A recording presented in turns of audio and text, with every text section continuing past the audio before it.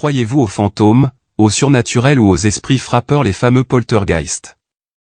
Dérivé de l'allemand poltern qui signifie faire du bruit et du mot geist qui signifie esprit, le poltergeist est un phénomène paranormal souvent lié à la présence d'un adolescent perturbé. Bruits inexpliqués, déplacements, apparitions ou disparitions d'objets, une famille de Long Island va devoir y faire face. Laissez-moi vous raconter l'histoire de Popper le poltergeist. En février 1958, des événements étranges se produisirent à Long Island. Une maison appartenant à la famille Herman est en proie à d'étranges et inexplicables incidents attribués à un fantôme surnommé Popper, surnom donné pour des raisons qui deviendront bientôt évidentes. Mais que se passait-il vraiment dans la maison? S'agissait-il d'une force invisible venue de l'au-delà ou d'autre chose? En ce 26 février, Popper a même attiré l'attention des chercheurs du célèbre laboratoire de parapsychologie de J. Beren à l'université de Duke. Malgré tous leurs efforts, ceux-ci n'ont cependant pas été plus avancés que les autres dans la résolution du mystère. L'affaire Popper reste unique dans les annales du surnaturel pour diverses raisons.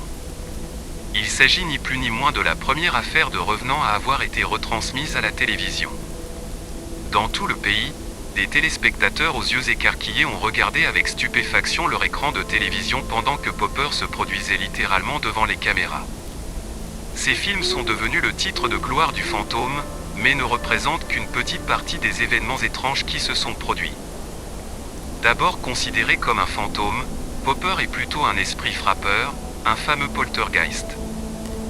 La famille James Herman vivait à Seaford dans l'État de New York, une banlieue de Long Island située à une trentaine de kilomètres de New York. Leur maison blanche et verte de style ranch, au 1648 Redwood Pass, avait été construite en 1953 et comprenait 3 chambres, une salle de bain, une cuisine, une petite salle à manger, un salon et un sous-sol divisé entre une buanderie et une salle de jeu. En d'autres termes, il s'agissait d'une maison typique des années 1950 dans un quartier calme et conservateur avec des parcs publics et des rues bordées d'arbres. C'était le dernier endroit où l'on pouvait s'attendre à ce que quelque chose sorte de l'ordinaire.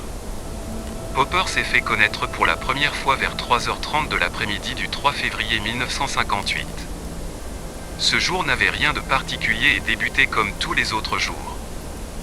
Il faisait clair et froid et Lucille Herman, infirmière diplômée, était là pour accueillir ses enfants à la sortie de l'école et préparer le dîner. Les enfants, Lucille 13 ans et James 12 ans, n'avaient aucun problème particulier et vivaient comme n'importe quels autres enfants de leur âge. Mais leur monde allait bientôt changer. Peu après l'entrée des enfants dans la cuisine, le chaos s'est installé dans la maison. En l'espace de quelques instants, plusieurs bouteilles contenant du liquide et se trouvant dans différentes pièces de la maison, ont soudainement commencé à faire sauter leurs bouchons. Personne n'a vu les bouteilles bouger ou exploser, mais tous ont entendu les bouchons se détacher et le contenu des bouteilles se répandre dans l'air.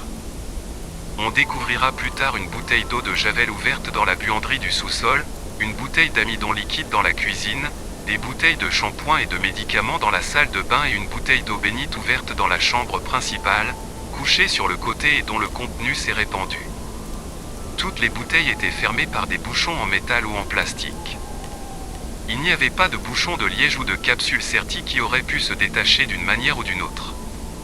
Perplexe, Madame Herman a appelé son mari qui travaillait à l'époque pour Air France à New York, et lui a fait part des étranges événements qui venaient de se produire. Monsieur Herman, après le récit fait par sa femme, était tout aussi troublé. Comme personne n'avait été blessé, il décida qu'il n'était pas nécessaire de rentrer chez lui plus tôt que prévu.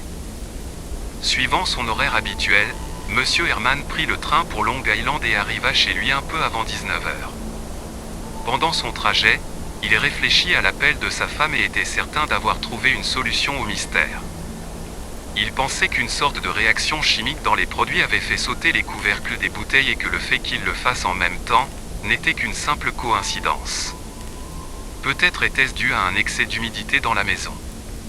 Il s'est empressé d'examiner les bouteilles en arrivant chez lui et s'est retrouvé déconcerté lorsqu'il a découvert qu'il s'agissait de couvercles à vis. Comment aurait-il pu alors se détacher? L'excitation de l'événement étant passée et rien d'autre ne s'étant produit, la famille a décidé de considérer l'expérience comme juste une de ces choses amusantes qui vous arrivent parfois. 2 jours sans histoire s'écoulèrent et la mésaventure des bouchons de bouteilles avait presque déjà été oubliée.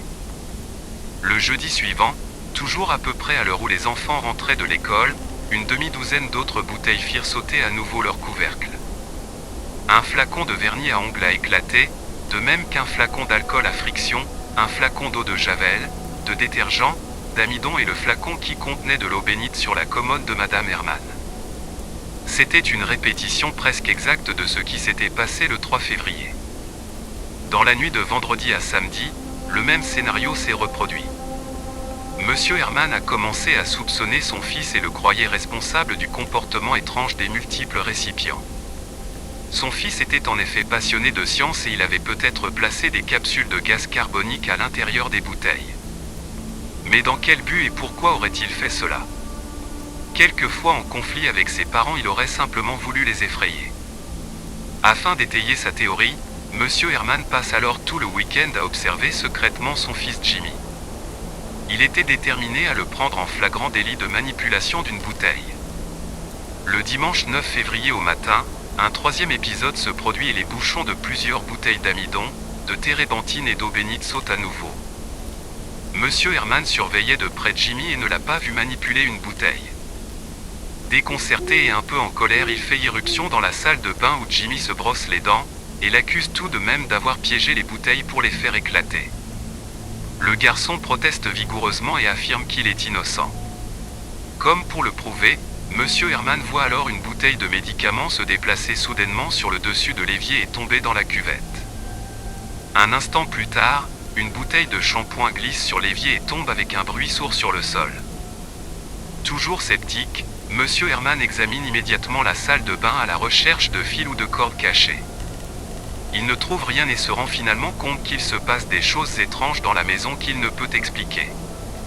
Ne sachant que faire, il appelle alors le service de police du comté de Nassau et passe plusieurs minutes au téléphone à essayer de se faire prendre au sérieux par le lieutenant Richardson, l'officier de bureau qui répond à son appel. Lorsqu'il entend l'histoire, Richardson croit d'abord à une plaisanterie de mauvais goût ou pense que Monsieur Herman est ivre. À force de persévérance, il finit tout de même par convaincre l'officier de police. Monsieur Herman jouit également d'une très bonne réputation au sein de la communauté. L'officier Richardson promet d'envoyer quelqu'un pour enquêter. Plutôt sceptique, le policier James Hughes se rend alors à la maison des Herman se demandant s'il allait se retrouver chez des cinglés. En quelques minutes, il change d'avis sur la nature de l'affaire lorsqu'il voit de ses propres yeux plusieurs bouteilles situées dans la salle de bain faire sauter leur couvercle. Il est certain maintenant que cette famille a besoin d'aide. L'inspecteur Joseph Tozzi est chargé de résoudre cette affaire. Il lit avec intérêt le rapport de Hughes sur l'incident survenu dans la salle de bain. Bien qu'il ne veuille pas porter de jugement sans s'être rendu sur les lieux, il est relativement sûr que les Herman ont été victimes d'un phénomène naturel ou qu'ils ont simplement imaginé des choses. Ou bien, nota-t-il avec le cynisme d'un policier chevronné, les bouteilles pourraient avoir été tout simplement trafiquées. Le 11 février, l'inspecteur Tozzi commença à veiller sur la maison des Herman. Le soir même, un atomiseur de parfum se renverse et répand du liquide dans la chambre de la fille. Selon les rapports, il n'y avait personne dans la pièce à ce moment-là. Les jours suivants, les troubles semblent se concentrer sur la bouteille d'eau bénite qui se trouve dans la chambre des parents. À plusieurs reprises, le couvercle de la bouteille s'est détaché et une fois après avoir entendu le bruit distinctif, Monsieur Herman s'est précipité dans la pièce et a trouvé la bouteille sur le sol. Il l'a ramassée et l'a trouvée étrangement chaude au toucher. Plus tard dans la journée du 15 février, l'activité a pris une autre tournure. Alors que les enfants regardaient la télévision dans le salon avec Marie Murta, leur petite cousine, une figurine en porcelaine posée sur une table d'appoint à côté du canapé commença à s'agiter, puis s'élança de 2 pieds dans les airs, en faisant un grand bruit de fracas lorsqu'elle atterrit sur le sol. À la grande surprise des enfants, la figurine n'a pas été brisée. Après ces derniers événements, la famille Herman a décidé de se tourner vers une autre source de réconfort, source qui pourrait peut-être également aider l'inspecteur Tozzi dans ses investigations. Elle a contacté le père William MacLeod de l'église Saint-William the Abbot. Catholique fervent, les Herman pensaient que l'église pouvait les aider là où les méthodes ordinaires avaient échoué. Le père MacLeod se rendit à la maison et aspergea d'eau bénite chacune des pièces. Malheureusement, Popper le poltergeist avait décidé de ne pas partir. Au cours des 2 semaines qui ont suivi la première apparition de Popper dans la maison, la nouvelle des étranges incidents a été diffusée dans les journaux, à la radio et à la télévision. L'histoire a fait l'objet d'une grande publicité méritant même des articles dans les magazines Time et Life. Pendant la journée, la maison des Herman était entourée de nombreux journalistes, de photographes, de curieux et d'un nombre impressionnant d'équipements de télévision. Si les Herman ont réussi à s'habituer à ces intrusions dans leur vie, ils n'étaient pas tout à fait préparés à certaines des étrangetés qui les accompagnaient. La famille reçut ainsi de nombreuses lettres et appels téléphoniques quotidiennement.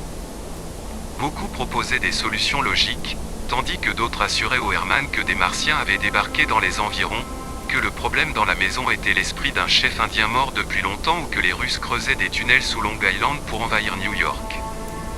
Les Herman ont cependant réussi à rester patients avec tout le monde. Ils n'ont jamais refusé personne et ont écouté attentivement tous les appels et toutes les suggestions qui leur parvenaient, même ceux qui criaient au téléphone à minuit ou qui proclamaient que les Spoutniks sont là. Certaines lettres étaient également très offensantes, condamnant les Herman pour leurs péchés et suggérant qu'ils étaient des adeptes de Satan. Des ministres de toutes sortes de religions douteuses organisaient des rituels sur la pelouse de la maison. Un homme en costume bleu, qui prétendait être un saint homme, s'est agenouillé dans la cour et a prié pendant 10 minutes. Puis il s'est levé et a annoncé « Tout va bien, tout va bien. Vous avez été pardonné. » Un peu plus tard il est parti, mais Popper lui était toujours là. Mais toutes les suggestions et tentatives d'aide n'étaient pas aussi étranges. Robert Zider, physicien au laboratoire national de Brookhaven à Long Island, s'est rendu à la maison. Il a apporté un jeu de baguettes de radiesthésiste et a parcouru la propriété. Lorsqu'il eut terminé, il déclara qu'il pensait qu'il y avait des cours d'eau souterrains sous la maison. Il pensait que l'eau pouvait créer un champ magnétique anormal. L'inspecteur Tozzi a longuement examiné cette idée, mais une étude géologique a montré que cette information était inexacte. Le dossier de Tozzi commençait à prendre de l'ampleur accumulant notes, observations et recherches. Au cours d'un après-midi, il descendait les escaliers du sous-sol avec Jimmy Herman lorsqu'une statue en bronze d'un cheval pesant près de 100 livres a volé à travers le sous-sol et a frappé le détective dans les jambes. Jimmy n'était pas près de la statue et personne d'autre n'était là. Comment cela avait pu se produire ? Tozzi n'en avait aucune idée. Il s'est renseigné auprès de l'armée de l'air, qui après avoir étudié leur plan de vol, lui a indiqué que les bangs soniques émis par les avions à réaction ne pouvaient pas être à l'origine des perturbations. Il a également exclu les ondes radio en contactant la Radio Corporation of America. La Long Island Lighting Company avait installé un oscilloscope dans le sous-sol, mais n'avait détecté aucune vibration souterraine. Les inspecteurs en bâtiment de la ville de Hampstead ont déclaré que la structure de la maison était saine. Les pompiers de Seaford ont même inspecté un puits situé sur la propriété pour vérifier si des variations du niveau de l'eau pouvaient être à l'origine des perturbations. Ils ont cependant constaté que le niveau de l'eau était stable depuis au moins 5 ans. Bien que perplexe, Tozzi restait déterminé et essayait toujours de découvrir l'origine de ces événements. Le 24 février, l'inspecteur Tozzi est réveillé par un grand bruit provenant de la chambre de Jimmy. Alors que personne ne se trouvait dans la pièce, une grande bibliothèque venait de se renverser. La nuit suivante, alors que Jimmy était dans la chambre en train de faire ses devoirs, son tourne-disque s'est soulevé et s'est déplacé de 15 pieds à l'autre bout de la pièce. Une petite statue de la Vierge Marie a volé sur plus de 3 mètres et a heurté le cadre d'un miroir dans la chambre principale. Une seconde bibliothèque remplie d'encyclopédies a été renversée. Un globe terrestre a été projeté dans le couloir de la chambre de Jimmy et a manqué de peu l'inspecteur Tozzi. Un photographe de presse nommé John Gold du London Evening News a vu ces flashs d'appareils photo se déplacer d'une table et voler dans les airs pour frapper un mur. En outre, Popper avait commencé à frapper sur les murs pour attirer l'attention, bien qu'aucune tentative de communication avec le fantôme, s'il s'agissait bien d'un fantôme, n'ait jamais été faite. Tozzi s'était inquiété de la nouvelle violence des perturbations. Jusqu'alors, l'activité s'était limitée à faire sauter des bouchons de bouteilles. Il avait exploré toutes les explications possibles et bien qu'il ne soit pas prêt à affirmer que la maison était hantée, il était à court de nouvelles idées. À peu près à la même époque, le personnel scientifique du laboratoire de parapsychologie de l'université de Duke s'est intéressé aux événements rapportés dans la maison des Herman. Un groupe de chercheurs sous la direction du Dr Rhine avait déjà rassemblé une masse de preuves qui soutenaient l'idée que certaines personnes pouvaient influencer le comportement d'objets sans les toucher. C'est ce qu'ils appelaient la psychokinèse. L'assistant du Dr Rhine, le Dr Pratt, se rendit à New York et arriva chez les Herman le 26 février. Pratt pensait que quelqu'un dans la maison était à l'origine de ces étranges incidents, peut-être à son insu. D'autres chercheurs en vinrent à penser que les incidents dans la maison étaient causés par un fantôme ou un véritable poltergeist. Ces fantômes farceurs s'attaquent traditionnellement à des objets religieux comme l'eau bénite par exemple. Toutefois, la majorité des scientifiques penchaient pour une intervention humaine. Les chercheurs de Duke avaient remarqué qu'un adolescent figurait presque toujours parmi les membres de la famille frappés par les phénomènes de poltergeist. Ils pensaient qu'une personne en pleine puberté était capable de psychokinèse. Il était également possible que la personne en question provoque inconsciemment tous ces événements. Dans le cas de la maison Herman, Jimmy, selon les notes de l'inspecteur Tozzi, était sur les lieux ou à proximité des perturbations poltergeist plus de 75% du temps. Pour de nombreux incidents, il était le seul témoin. Tozzi était cependant persuadé que le jeune Jimmy provoquait tous ces incidents inconsciemment. Comme tous ceux qui l'ont précédé, le docteur Pratt a été accueilli chaleureusement dans la résidence Herman. Il a expliqué à toute la famille qu'il était venu en tant qu'observateur. Il a passé la plupart du temps à discuter avec Jimmy, à jouer aux cartes avec lui, à l'aider à faire ses devoirs et plus généralement à être simplement en compagnie du jeune homme. Il n'y a eu aucun signe d'étrangeté au cours du séjour du docteur Pratt. Popper est resté absolument silencieux. Pratt convoque alors un autre collègue de Caroline du Nord, William Roll. Ensemble, ils interrogent les membres de la famille et sont convaincus qu'aucun d'entre eux n'est l'auteur d'un canular. La famille était beaucoup trop ébranlée pour qu'il s'agisse d'un canular colossal, a déclaré Pratt à un journaliste de l'United Press. Les choses sont restées calmes pendant plusieurs jours, comme si le poltergeist ne voulait pas réagir devant les scientifiques. Le 2 mars, un mois après son arrivée, Popper décide de se manifester à nouveau. Tous les Herman sont présents dans la maison pour assister à la scène. Tout d'abord, un plat s'est détaché d'un meuble de cuisine et s'est brisé sur le sol. Ensuite, une table de nuit s'est renversée dans la chambre de Jimmy. Popper était de retour, mais on ne savait toujours pas qui il était réellement. 2 jours plus tard, un vase rempli de fleurs a glissé le long de la table de la salle à manger et a sauté en l'air. Une bibliothèque s'est également retournée dans la cave. Mais ce ne sera pas la dernière représentation de Popper. Un autre événement se produira le 10 mars alors que Madame Herman, Jimmy et Lucille se préparent à aller se coucher. Pratt et Roll ont soudain entendu un bruit sec dans la cave et se sont précipités en bas pour voir ce que c'était. Ils ont découvert qu'une bouteille d'eau de Javel, placée dans une boîte en carton, avait perdu son couvercle en plastique. Ce sera la dernière fois que Popper se manifestera. Entre le 3 février et le 10 mars, 67 perturbations ont été enregistrées. Les Herman avaient reçu la visite de détectives, d'inspecteurs en bâtiment, d'électriciens et de plombiers, de pompiers et de parapsychologues ainsi que la moitié des cinglés de la côte Est. Aucun d'entre eux n'avait été en mesure de fournir une explication satisfaisante à ce qui s'était passé dans leur maison. Des semaines après le retour à la normale, les experts continuèrent à venir enquêter et à émettre des théories sur ce qui s'était passé.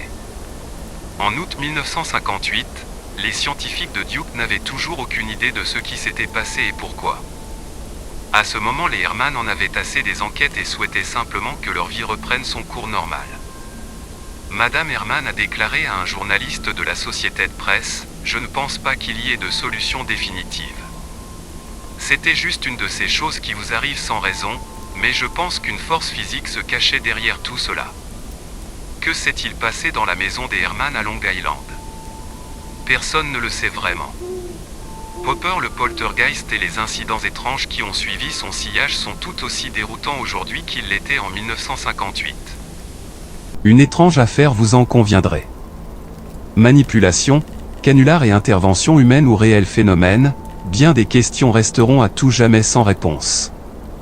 Mais finalement cette part de mystère qui persiste et résiste au temps, ne donne-t-elle pas tout son charme à cette histoire extraordinaire ?